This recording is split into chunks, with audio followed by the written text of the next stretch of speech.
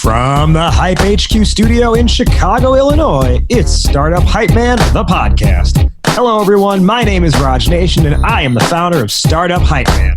Fast-growing startups work with me because they want to become better storytellers. Whether that's for customers, investors, or a packed audience, they know that story is their ticket to stand out, stand apart, and change the game. And this podcast here is where I talk with entrepreneurs and leaders in the startup ecosystem, ranging from scale stage to early stage, as they share specific strategies that they have executed to stand out across three specific areas: sales, marketing, and people. Before we begin today's episode, remember you can head to startuphypeman.com and subscribe to the newsletter that doesn't suck. You'll get new podcast episodes and timely reads written by me, but also helpful articles from around the web and a notice of upcoming pitch competitions. All right, let's dive in and hear how today's guest is changing the game. Ladies and gentlemen, making her way to the microphone from anywhere, USA, and currently residing in Jacksonville, Florida.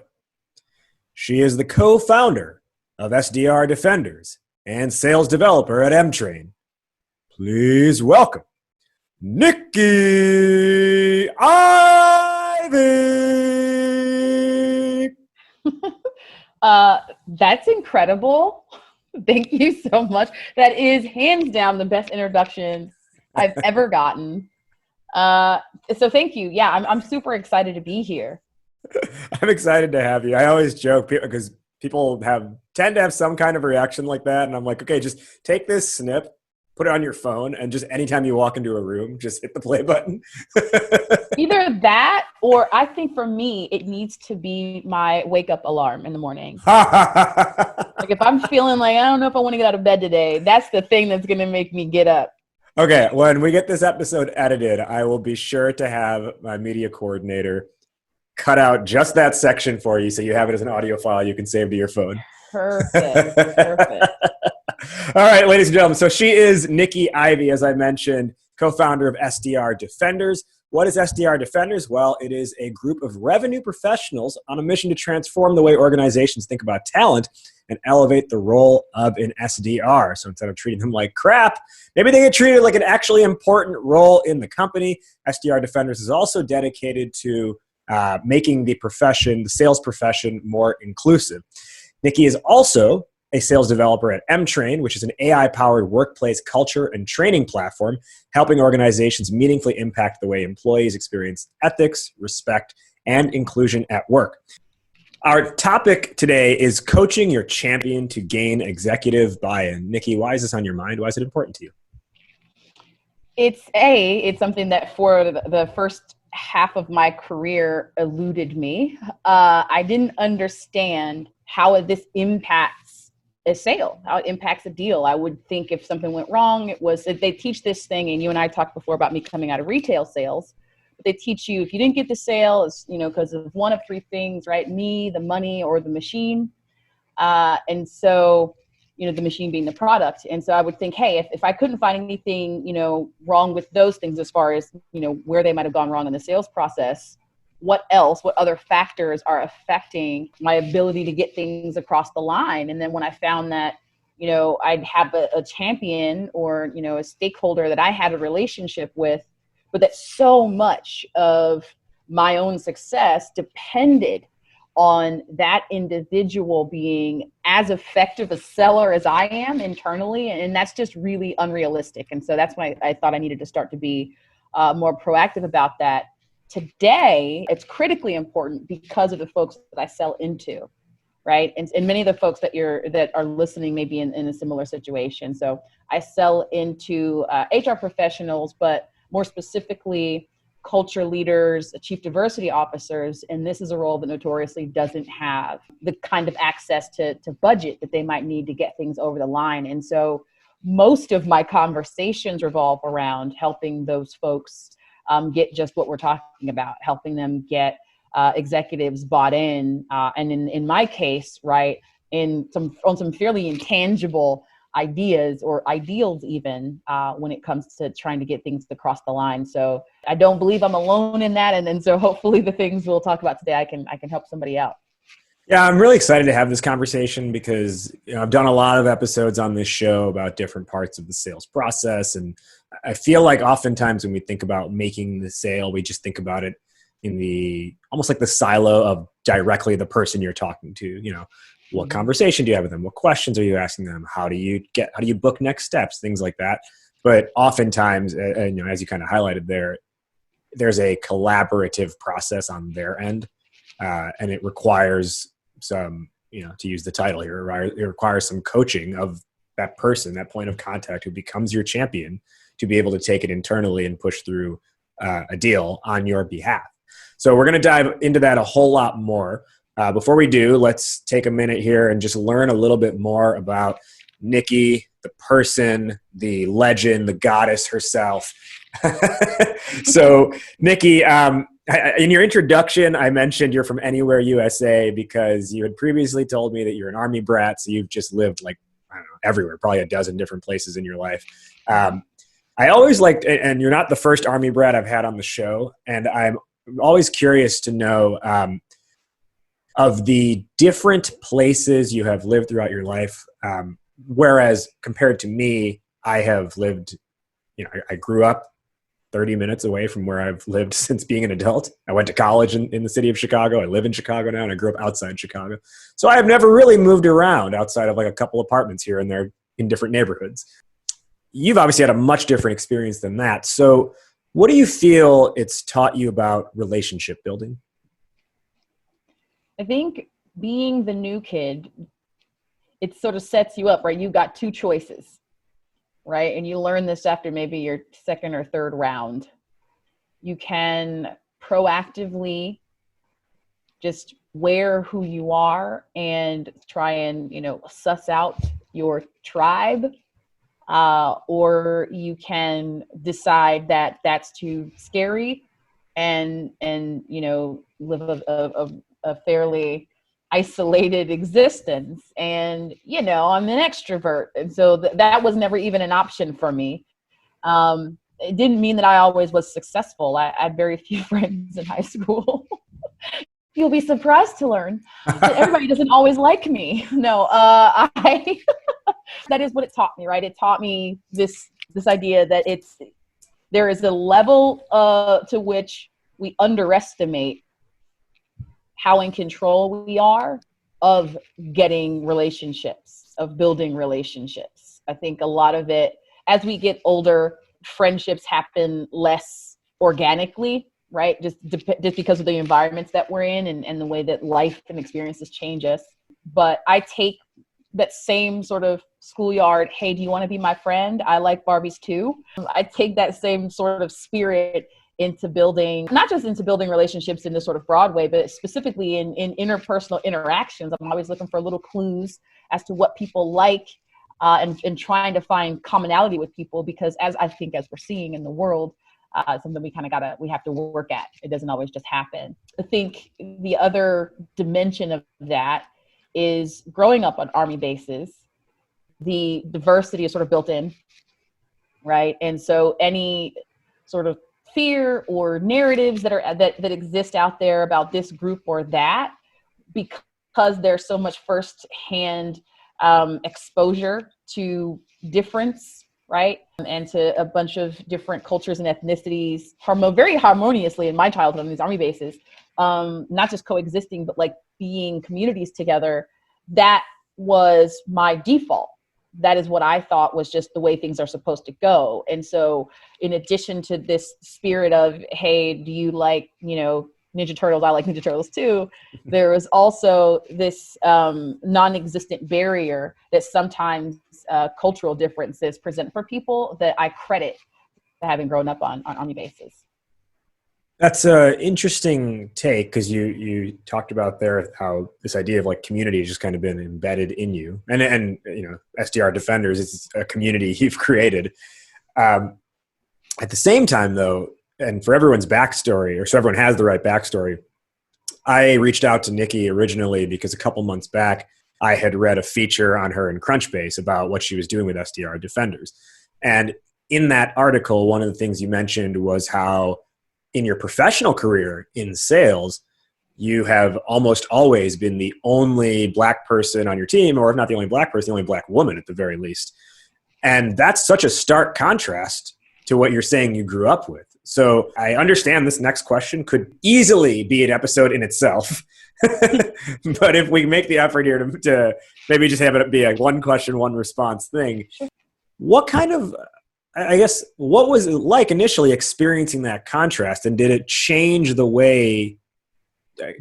worldview? Oh, absolutely. And here's exactly where that started.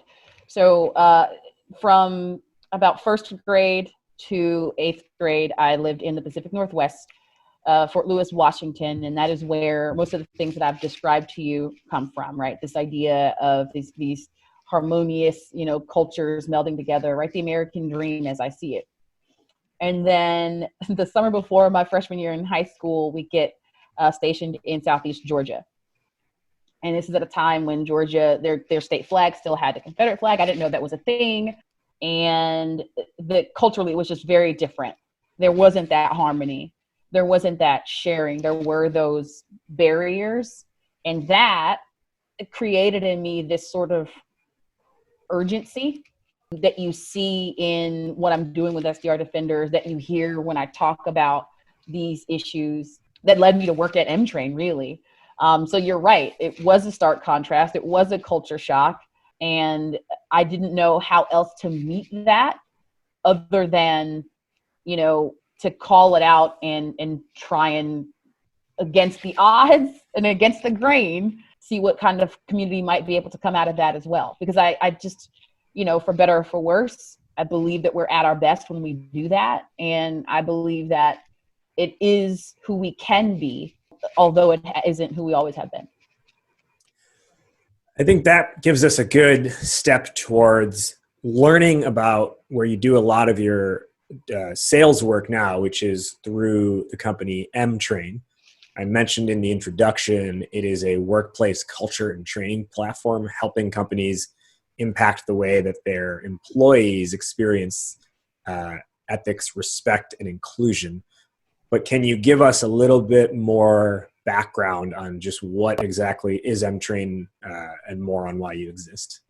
Yeah. So typically with the way that folks approach culture in a workplace is through engagement surveys, which folks do annually or semi-annually, right? And that's where we're asking folks these questions like, I feel completely heard and seen. People who look like me are represented on this team, things like that. Like I said, mostly once a year. And then there's the training that folks have to go through so that they don't get in trouble because it's like regulated by the state. And so that is what passes for culture, right? But most of the folks who are in those positions leading culture initiatives at those orgs understand that it's important to get beyond checking those boxes, right? Getting beyond like counting people of color and getting seriously, because that's what it comes down to a lot of places when, as far as how they think about diversity. And so what we do is say, hey, okay, you've got your survey, your engagement survey. So kind of how people are feeling, but that's not prescriptive at all, right? You've taken the temperature and maybe found some issues, but there's that survey in and of itself is not complete in helping you move the needle. And then as far as the check boxes stuff, you did it for that purpose. You did it so that you're in compliance. But what happens with this gap in between, right? What are people really experiencing on the sales floor? And the way that we help folks understand that is, like you said, through this platform. So this platform is built around these content pieces where we take stories from the headlines and what people are actually experiencing, right? Like the story about what happened at Starbucks where the cops were called on a couple of gentlemen. There's a story about a major tech company involving Black Lives Matter. We take those stories, we present them to people in a well-produced and thoughtful little vignettes, and then we sandwich those between these dialogue pieces, and we produce those at scale so that now you have ongoing education on how to interact, how to navigate these tricky people issues. And what the leader gets, the culture leader gets on the back end of that are these AI-powered insights. So they'll get a real pulse on what's happening in the culture at their company, because they'll be able to see how folks answer and respond to these very specific scenarios and how these things play out in a workplace, and say, hey, we've got on the one end, right, folks, 50% of folks on our team say that they feel like women are heard in meetings. Another 50% are saying that they don't. Here's where we can guide our efforts. Because other than that, right, without those types of insights to close the loop, most folks are kind of just guessing, right? Or they're going on this partial information that they got from their engagement survey. So that's the bulk of the work that we do, is just sort of helping folks figure out how effective all the things they're already doing have been in affecting the experiences people are having in the workplace, and then provide some prescriptive guidance as to how to address those things. And to call back to what you said earlier on in that response, which is how, in many cases, companies are just essentially counting people of color. I do a semi-decent amount of work in the DEI space. And one of the things I always laugh at is oftentimes the starting question is like, how do we get the Black people involved in our initiatives? And I'm like, well, maybe the starting question shouldn't be, how do we get the Black people involved in this? What are the Blacks thinking? No, and that's the thing, right? Having been the only in some of these situations, and maybe you can relate, right?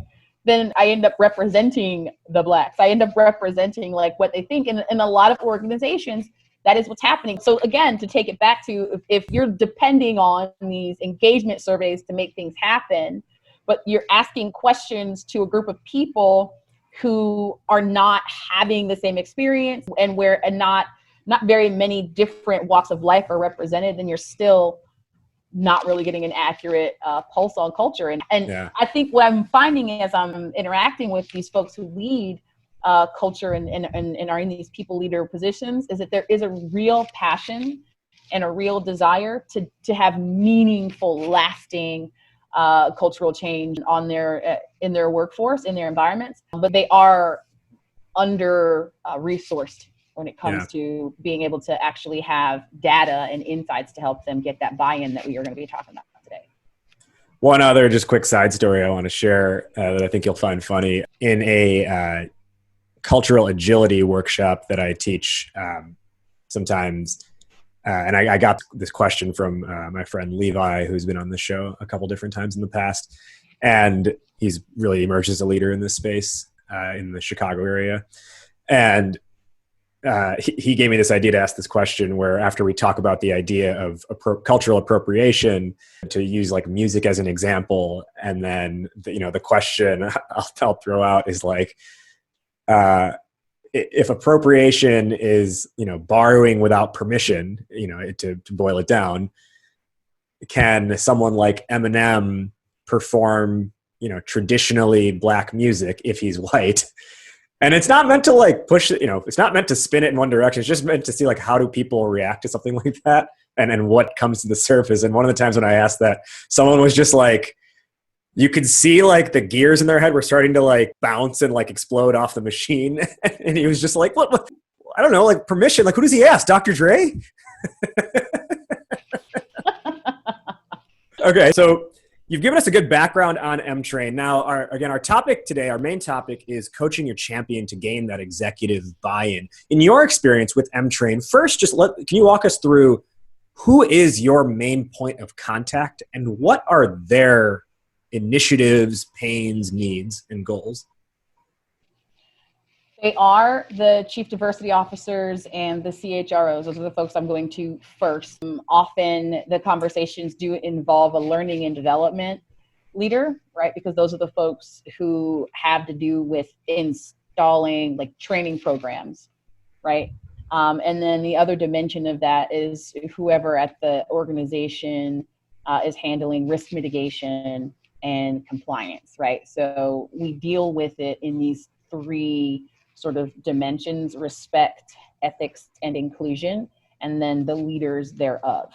I spend most of my time in the inclusion pillar for a couple of reasons, right? Number one is just that's the social climate that we're in. That's what a lot of the demand is from us. Number two, I feel a personal calling when it comes to those issues. And number three, that's just some of my favorite content that Emtrain offers. And so it's typically a chief diversity officer, again, who often at an organization, when you look at the C-suite, the CMO will have a budget, obviously, right? They'll have a marketing budget. The CEO will have whatever their sales or operating budget is. But oftentimes, even within the C-suite, these chief diversity officers don't have a dedicated budget outside of what I would consider performative or PR functions. And so when it comes to moving the needle, their hands can be tied unless they make the case. And the entire world has been trying to make this case for diversity for a long time. So those folks have got kind of an uphill battle. And quite a bit of them accomplishing what they want to accomplish is wrapped up in whether or not they can get this executive buy-in. So if let's say their last few years on their engagement survey, right, they're not happy with how they're scoring in this category or that, right? Those are things that they're accountable for and that they'll want to move the needle on, but might not know how, right? Or there is a hard number that listen, quotas are illegal, but there is a percentage of their floor that they would like to see. I say floor because I'm always thinking about salespeople, but there's a percentage of their team that they have identified as lacking in representation. And so those are also numbers that they're trying to increase. And if they understand how those things interact with each other, right, then they can move the needle. That is to say, if my organization is hemorrhaging women because there are cultural issues here that make this place not fun or not attractive for women to work at, and I am, the HR leader or the diversity leader, I'm on the hook for that. So now I've got to think about not just how to attract more of those folks like you were talking about to apply or to come here, but I have to diagnose and then prescribe as to what the cultural issues might be that are causing women not to want to stay here, right? Or whatever the group is, not to want to stay here or not to feel welcome and a sense of belonging. And when we look at the numbers, we see this in the McKinsey report and several other pieces of research. The reasons why groups that are underrepresented in particular are leaving companies are culture reasons. So for the folks I work with, there is a lot at stake when it comes to getting this right. And again, that lack of executive buy-in is often the barrier that's in their way. Okay, so this chief diversity officer, this head of HR, in some cases learning and development as well. One of the first challenges I often see that account executives and salespeople face when it is a multi-stakeholder deal is, in the first place, understanding who are all the different stakeholders at play. So what advice do you have or what strategies have you used to uncover that information, and where in the sales process are you learning that? It's not going to be popular, but I ask these things outright. In as early on in conversations as I possibly can, in part respect for their time and in part respect for mine. I think that there's a tone that folks sometimes are afraid to strike in these conversations, and then because they don't want to seem less helpful by sound like they know what they're talking about, right? And salespeople have a tough set of concerns to navigate, because it's like there are these perceptions out there that salespeople are up against. And so if we do push too hard or if we are too direct, then we can come off as self-serving.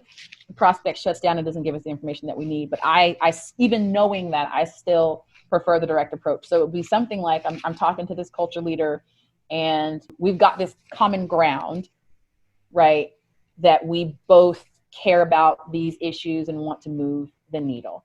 And they're typically telling me that they're, according to the PR statement that their company put out, and according to what the leaders are saying to the team, that there seems to be a shared desire, right? But they just can't figure out why then the money doesn't come. And so I have to ask them straight up, like, who is it in particular on the team, right? Who's having the hardest time with this, and what are they responsible for right now that they're having a hard time with that we could help them with, right? How do we draw, it's all about the use cases, right? How do we come up separate from the ROI case, the specific what's in it for me for each stakeholder involved. Because what we know is that in tech sales in particular, and in B2B overall, right, we're talking about a buying team that's going to be 5 to 7 people at least in most cases. And so it's not even anymore a question of, if those folks are going to affect the journey, but it's about when. And I find it most effective to draw it out in the beginning. So I would just be asking straight up, like, who is going to, the last time you tried to get something like this done, what were the blockers, right? And what's different now from the way that it was then? And if it's not different, what do we need to do to make it different, right? I think people underestimate the power of these internal relationships and internal alliances to help move the needle on this kind of thing. Yeah, I really like the way you phrased that. The last time this came up, what were the blockers? So that leads to a quick follow-up question here. And one of the things that I think a lot of salespeople struggle with is, and I've seen it a lot in different demos that I've coached and reviewed, and I really want to get your take on it, which is, how do you feel about asking the question in these words, who is the decision maker here? I don't like it just because I wouldn't use those words because it feels jargony, right? Decision maker is what we refer to them as in our Salesforce instance, right? Yeah, right. It is not the way they refer to themselves, right? Unless they're like I'm the decider. They don't, which by the way was adorable. I find him incredibly lovable, although he's a person I disagree with on a great many things. Anyways, so I am Michelle Obama to the W's out there. But so yeah, right. Unless you're the decider, most people do not refer to themselves as the decision maker. And so there's this idea of meeting people where they are and talking to them like you're on the same side of the table as them. And somebody on the same side of the table would never refer to them as that. And so what I would ask is, right, let's say, right, and this is at the demo stage when I'd be asking this, yeah. Or in some cases, like because I'm doing this sort of player coach, sales development / inside sales rep hybrid role, sometimes it's the first conversation where I'm saying, all right, Susan, we have this conversation. You and I already have all this stuff in common we established, right? We already know that we have this passion for this, but once I show you like this content, you're going to love it. And then we're going to talk about the ways that we've helped folks like Netflix and Chevron achieve exactly what you're trying to achieve, right? Let's say things go the way I hope they're going to go and you love it, right? What happens next on your end? Who else is going to be even interested in whether or not you liked it? And then who has the power to break your heart? And wow, that's good.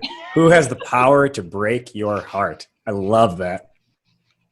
And it's that's what it is, man. There's no big secret. I'm just using. No, I've never heard that before. That was a big secret unveiled. I'm telling you. I love the way you phrase that, and I've never heard it phrased like that before.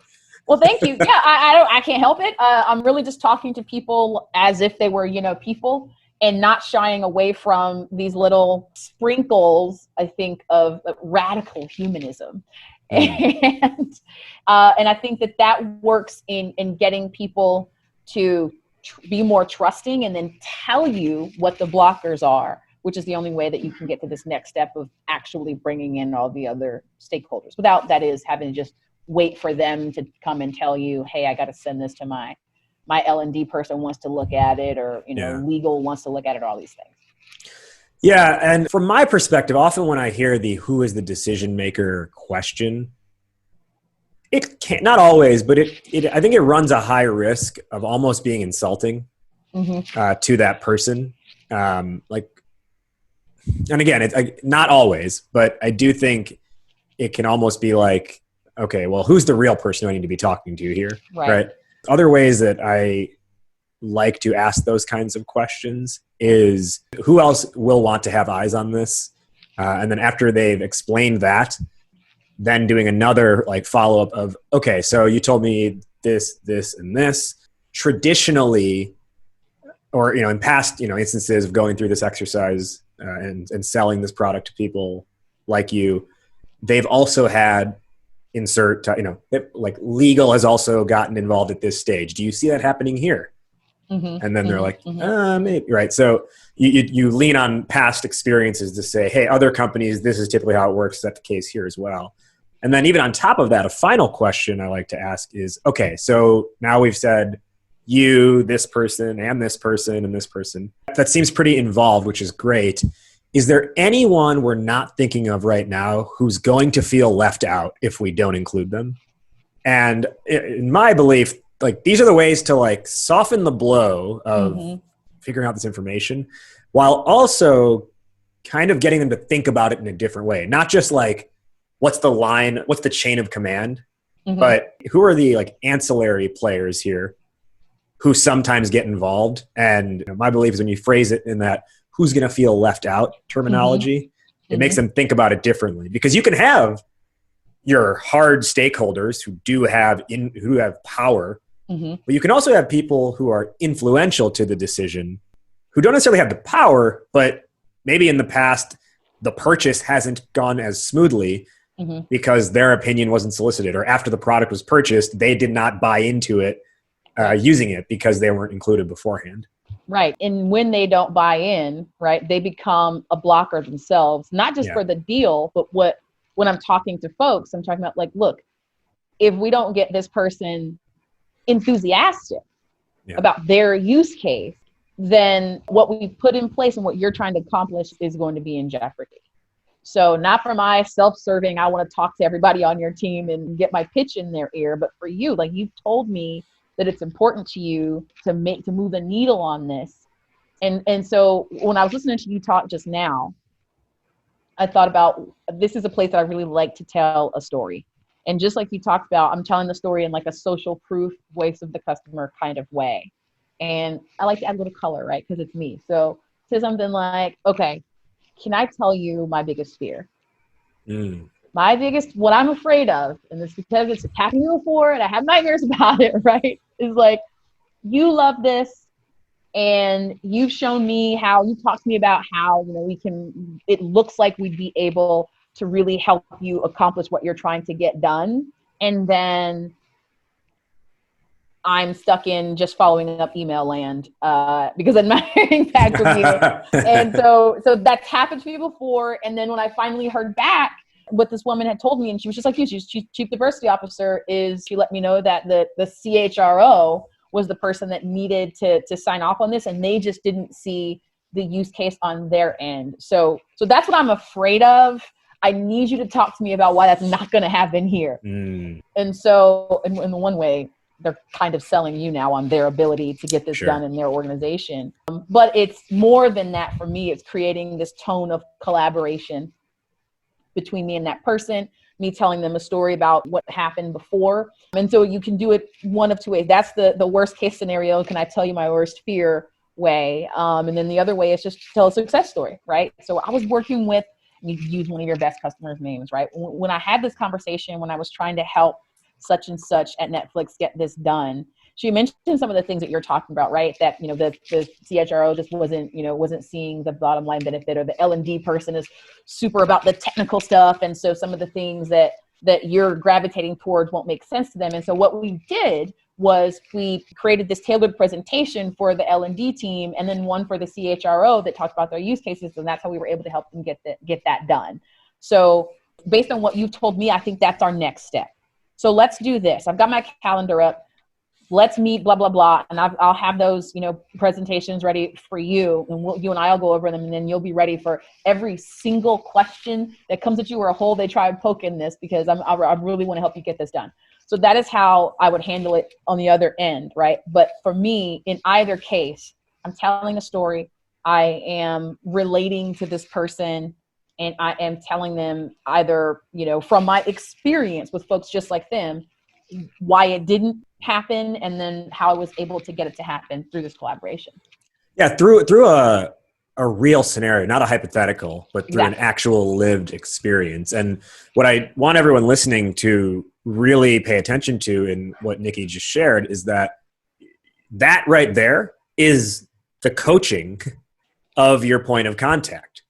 that's helping turn them. And I'll say this, they don't start as your champion. They have to become your champion because you collaborate with them, because they believe in your product, right?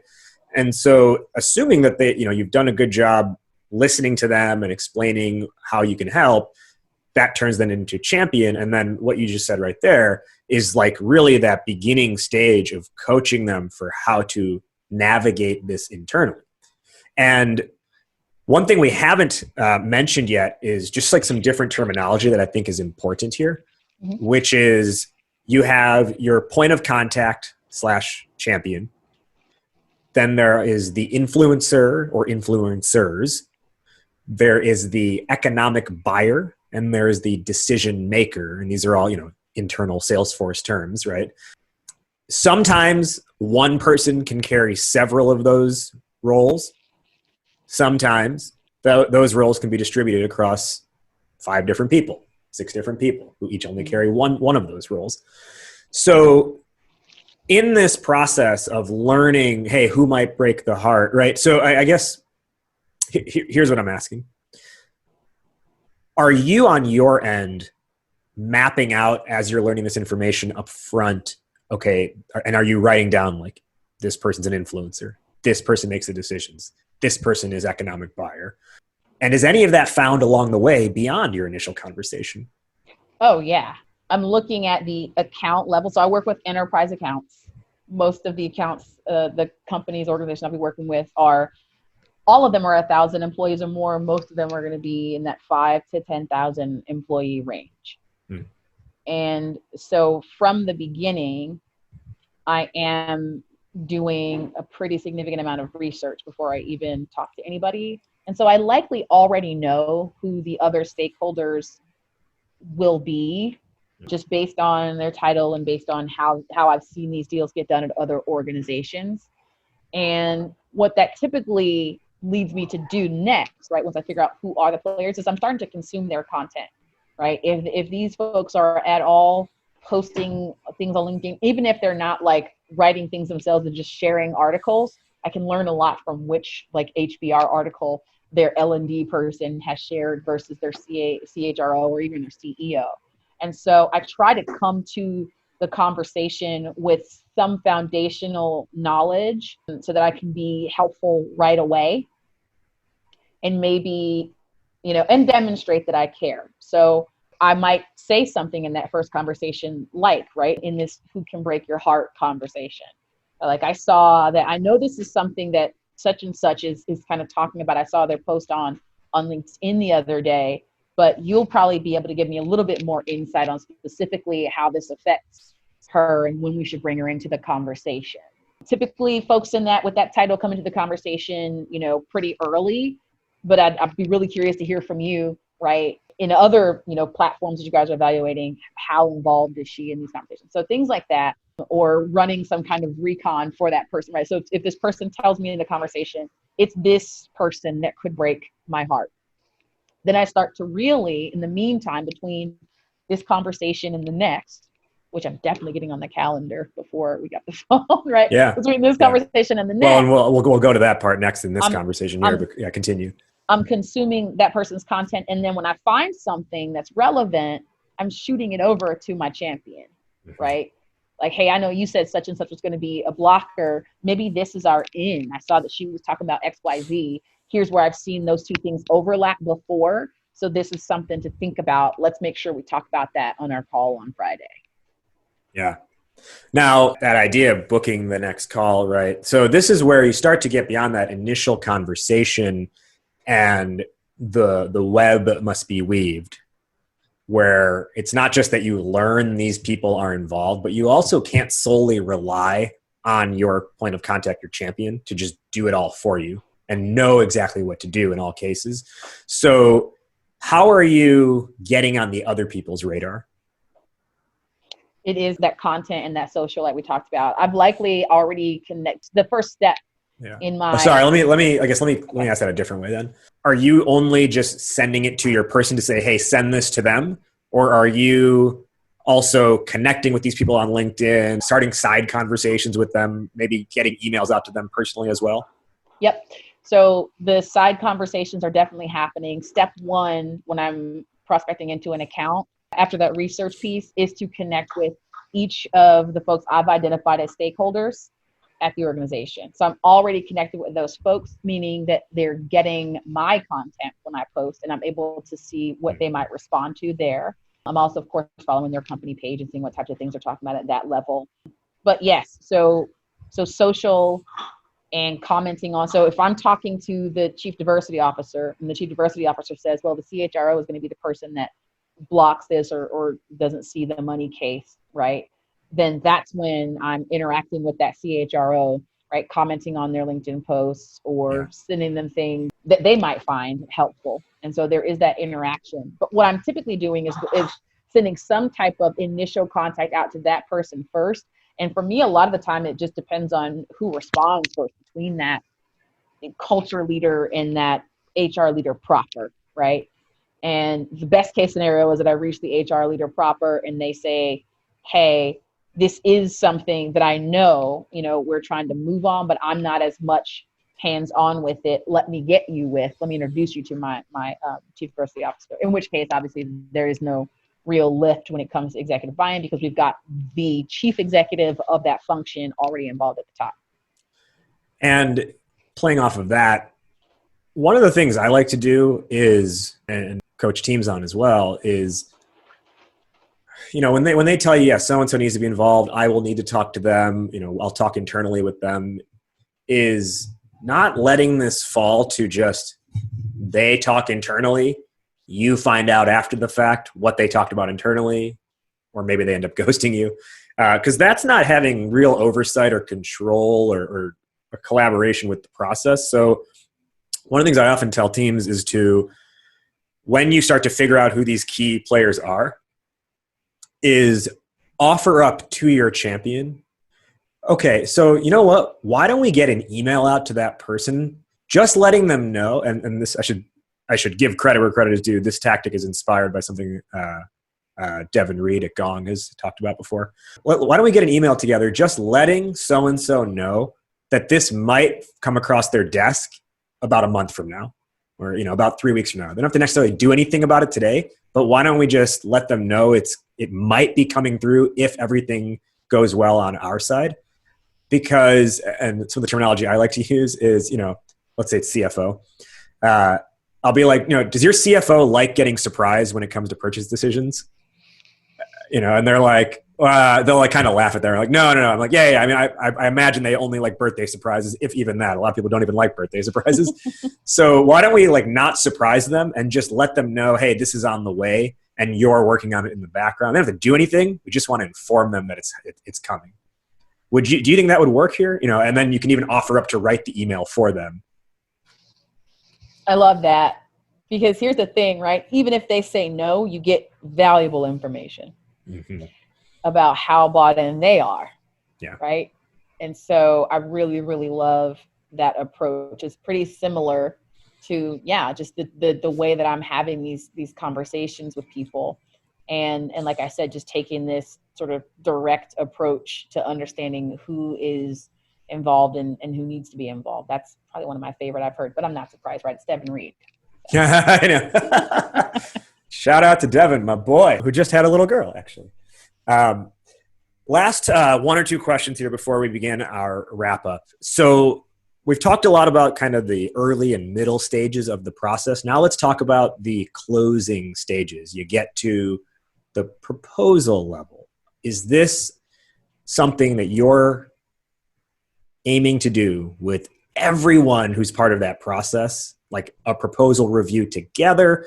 Are you sending a document in advance for them to look over? How are you running the proposal stage? The standard is the 2 points of contact, right? My champion and the economic buyer being primary in that process. And then it's just a matter of if folks want to know why, and they typically understand this, but just effectively communicating that what we don't want for them, for the timeline that they've told me that they're working on, the worst thing that could happen at this critical point is too many cooks in the kitchen. And then it again just comes from telling these stories from experience, right? So I've seen it. Everybody wants to, have some input, and that is why we invited them to the conversation in the first place. But look, at this point, we've all decided on the things that involve the rest of these folks. But it can be really, really muddy and frustrating and time consuming to keep needing every single yes or no to be done by a committee. So let's do this, right? This is the part that you're specifically concerned with. This is the part that you're specifically concerned with. So I want you guys to both get eyes on this. But if we could just, for the sake of efficiency, keep that decision between this smaller team, that's the way that I've seen these things go best and go most smoothly. And then wait for them to give me some kind of objection to it. Okay, so you're intentionally keeping it a smaller group as opposed to letting it become, just like you said, too many cooks. But yeah, a lot, like just so many opinions, you actually can't even like get anywhere with it. Right. So then my follow-up, and this will be the last thing before we wrap up, is so you can do that, but then what if there are other opinions that end up, cutting you down at the knees after the fact? Like how do you still account for those? Man, you're right. You're right. It could be difficult. If those don't happen in that meeting and then follow up where everybody was involved, then yes, one could very well be blindsided by things like that. And so that's why, I guess, in the way that I'm answering these questions, I'm depending very heavily on the relationship that I've at this point built, not only with the champion, but also with the economic buyer. If that relationship is strong, then even if one of these other folks expresses a dissenting viewpoint, right, that's keeping us from moving forward, if I've built that trust, this person will tell me about it, and I'll have this shot at overcoming it. If I haven't, then, to an extent, right, it wouldn't have mattered what I did here because I already wasn't effective in building this trust and this, rapport from the beginning. So it just hinges for me on that. And I recognize, and I hear in your question and why you're asking it, that yeah, I'm putting a lot of stake in that. I am betting on that. All right, let's begin our wrap up. Where can our listeners learn more about you, learn more about your work, and get in touch? All over these internet streets. I am on Twitter and Instagram at Nikki Ivey. Not no as in rejection, but no as in knowledge. So KNOW Nikki Ivey. At Nikki Ivey for Twitter and Instagram. LinkedIn, Nikki Ivey. I'm there all the time. And SDRDefenders.com is where you can find our community, our content that we put out to the end of ending oppression of SDRs everywhere, democratizing access to the profession, and free pizzas on Fridays now. Really? I tried to earmark that, but nobody didn't make it out of the house. But yeah, and that's where you can find me. I'm pretty easy to get a hold of. I will tell you, though, that my Twitter and Instagram inboxes are a lot more manageable right now than LinkedIn. So if you really want to get a hold of me, I would say avoid the LinkedIn inbox dumpster fire and try me on these other outlets. All right. Who do you want to shout out, Nikki? Could be a coworker, colleague, mentor, friend. Who do you want to shout out in this game? Shout out to Stacey Abrams. No. Shout out to... But seriously, shout out to a couple of folks. A gentleman named Brent Cole, who was the first person to hire me for a sales job when I moved to Austin, and who, when I was just a little scared sales baby who needed to be in the back of the building with nobody around in order to make a single phone call because I was so nervous and not confident, he stuck with me through that and once said to me, if you could invest in people like the stock market, I would put it all on you. And roll style. Yeah. It was, but it was in a time when I was really in need of a confidence boost of remembering like who I am. So shout out to Brent Cole. Shout out to Scott Leese, who is just out here fighting the good fight and helping folks get jobs left and right, and who has been really instrumental in a lot of my opportunities. And shout out to Sweetfish Media and everybody there for teaching me everything I know about content-based networking and about how to turn relationships into revenue. Oh, that really turned into like the end of a rap song right there, where the rapper just starts like name dropping like 100 people. Chicka, yeah. I don't know if you remember the old on Jay-Z's Black album, the final song. It was called My First Song, but it was his last song. It was supposed to be his retirement song, and the last 2 minutes is him just like shouting people out. And he's like, it just gets to be like such a ridiculous point where he was like, "What up, Emery? What up, Tal? Yo, you ain't got no seat on your bicycle. And what about the dog peed on homie's leg and shit?" I know exactly what you're talking about. I'm a pretty big Jay-Z fan. You didn't even know that, and here we are. Okay, so final takeaways for the listening audience today. I'll go first, and I'll toss it to you. Sure. My biggest lesson out of this conversation, to reiterate, the topic was coaching your champion to gain executive buy-in. To me, this comes down to so there's a sales process that you're following, but within that sales process, you must have a communication strategy. If you don't have the communication strategy, your sales process won't matter. From everything we talked about and the awesome knowledge you shared, to me, that's what this is about. Coaching your champion is about the communication strategy. Nikki, top lessons or takeaways? I think it's about having an intimate understanding of your champion's use case and your economic buyer's use case. That's how you're going to be the most effective. And as you pointed out in the larger conversation, that starts before you ever even have your first conversation. So viewing yourself as someone who is a member of the industry that you work in versus someone who sells into that industry, just that mind shift. And then directly asking for the things that you want. I know that seems really obvious, but it's just not something everybody is doing, right? And then betting on yourself, right? Building that trust and that rapport with you and your champion. And once you get access to and whatever other stakeholders that you get access to, right? Leveraging social to nurture and firm up those relationships. And then keeping it, like you said, to the point of the communication strategy, keeping the tone of that communication as, again, personal and conversational as possible. Yeah. My final question, which is how we end every episode on the show. Fill in the blank, Nikki. Entrepreneurship is blank. Entrepreneurship is increasingly Black and female. We are the fastest growing group of folks starting new businesses in America, and we're doing that against some really tough odds. And so when I think about entrepreneurship, that's what strikes me first. This idea that is the real American dream, right? Which is access to opportunity that is built on resilience, self-reliance, and leaning on members of your own community for support and encouragement along the way. I think that's what we're seeing when we look at different, more traditionally underrepresented groups within entrepreneurship starting to grow. I think that's what's affecting that, right? Is this sense of community, this resilience, this grit. So that's what I think of. Hoping her true female founders know that be the truest shit she ever spoke. Against all odds, Tupac Shakur said it 25-something years ago.